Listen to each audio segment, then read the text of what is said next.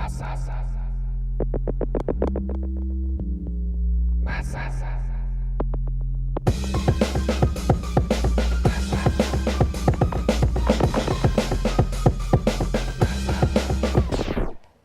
is Rob G from MASA. I got Danny Camacho on the phone. He is the brother of Ernie Camacho and the Foundation President of Ernie Camacho's Educational Foundation.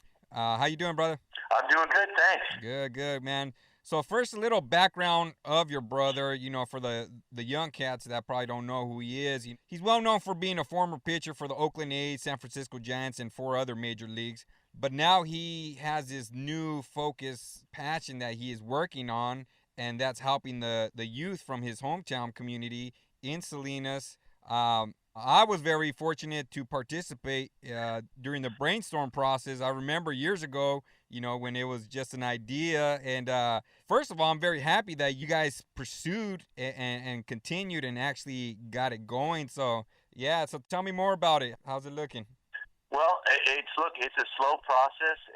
It's something that I'm learning about every day. I never realized what was involved. But one thing I think should be noted to people, like you say, that don't really know my brother, is he doesn't have to give of his time doing this. He's well off. I applaud him for putting in the time that I found out is just excruciating at times in these meetings, setting up a foundation to basically just help another kid.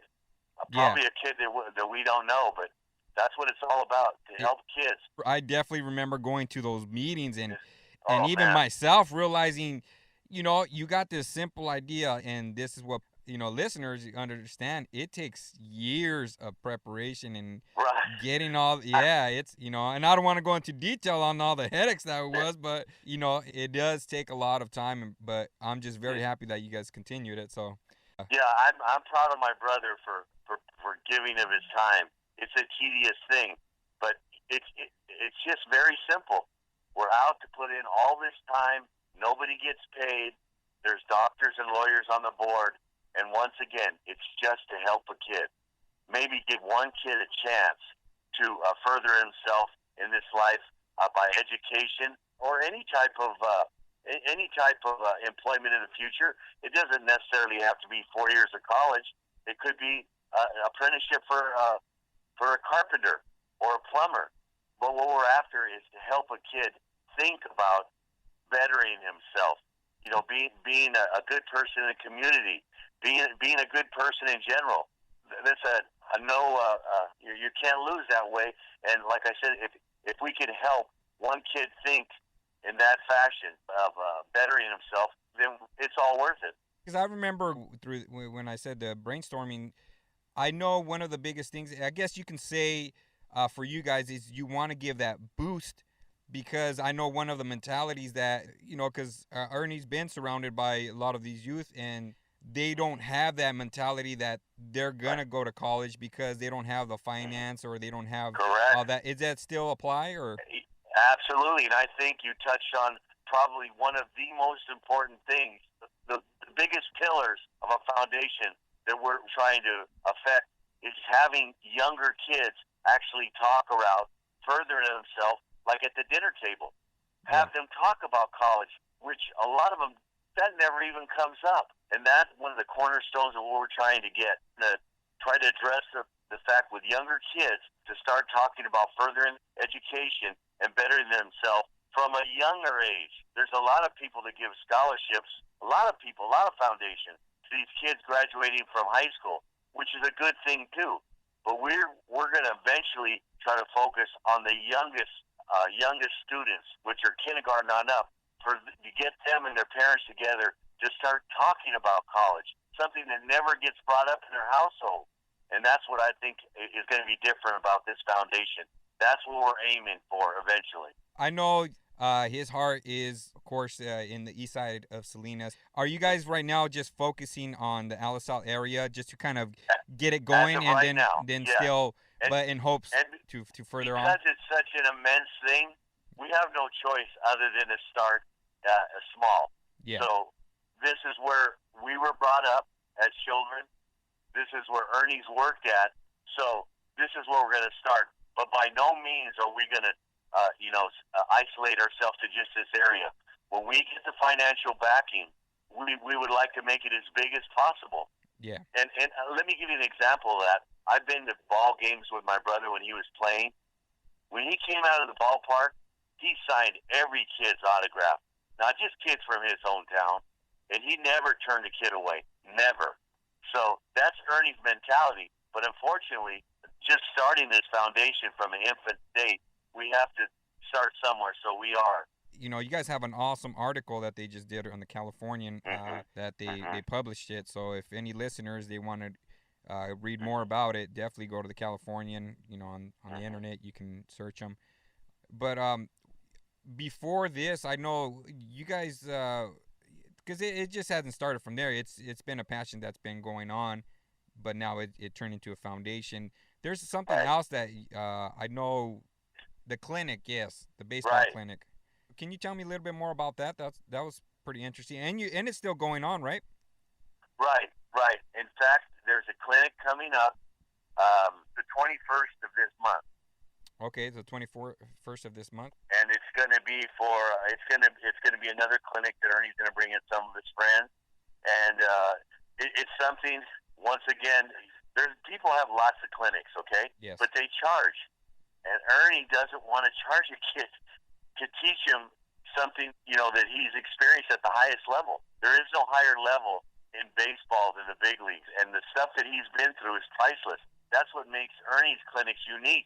Not the only thing that I've seen, because I've known that he trained a couple of really good players. The only thing that I think he asked for in return, and which is very fair, is as long as you put that dedication. There is no monetary thing that he wants from someone. Yes. But if you're going to give of your own time, I don't think it's much to ask that the kid gives 100%. Right now, you gave away some scholarships already. Can you give us a probably heads up on what's the plans, or what, as far as what do you guys need? Well, we start with that, I guess. Right now, we're giving this year 6 seniors $500 to further their education. These kids sign up, and they fill out an application, and we ask them about their GPA, what they've done in the community, what direction do they have in life, and 6 of them will be chosen for $500 scholarships. So in the future, we hope that maybe that 500 will be turned into 5,000 once we're financially able to do that. Yes. And see a kid through furthering his education that maybe that he would never have a chance because he just didn't have the money. The monetary, and also actually having that word, going to college in your home, is a big thing. And that's I really like. Eventually, our focus wants to be on the young kids. Yes. Start at 5, 6 years old. Now, there's quite a few people, and a lot of them maybe are more affluent. They're talking to their kids at 5, 6 years old. They're telling them, look, son, you need to get good grades, and you're going to go to college. You're going to further this, and you're going to become that. That kind of conversation, unfortunately, doesn't exist for the most part in the area that we're concentrating on. Yeah. And it's not a bad thing that we're trying to put on the people of this area. It's just a realistic view, and that's what we want to change. And if we could do it to a few kids, we've accomplished something. So we're going to try and help one kid at a time. And also, it's not just only you and Ernie. I was reading there's also Dr. Juan Mendoza. I believe his title is Director of Migrant Education Services, I believe. Okay. Something like that. But, he's got a doctorate in education. Okay. And he's a Latino doctor, and part of his life, his job, is education. And he's jumped on board because he's got the same passion to help a kid. I guess to end it off is somebody that's listening right now, a parent that's listening right now, that has a kid, especially a young kid and all that. What is probably the best advice you can give them as far as, I guess education? I think anything in life is to keep it simple. Tell your kid, be involved in your kid's life from square one. We all know that you might be busy working. Take time to talk to your kid. Take time to go to his game. Take time to be involved in who his friends are. And most importantly, take time to let him know to be a good person, encourage him to better himself education-wise, which we all know is the foundation to getting somewhere. Not the only way, but chances are, with furthering your education, you're going to get yourself to the place where you're going to be able to have a strong, stable life. Parents need to get involved and preach that message. Be involved with their kids. Go to their game. Ask them how they're doing. Ask them if their goals in life. Ask them who they're seeing, what they're doing. Get involved with your kids. What's the best form of getting hold of you? I would say to call me. My phone number is 831-262-3196. Right now, I'd love to give you our website, but we're still in the stage of designing it.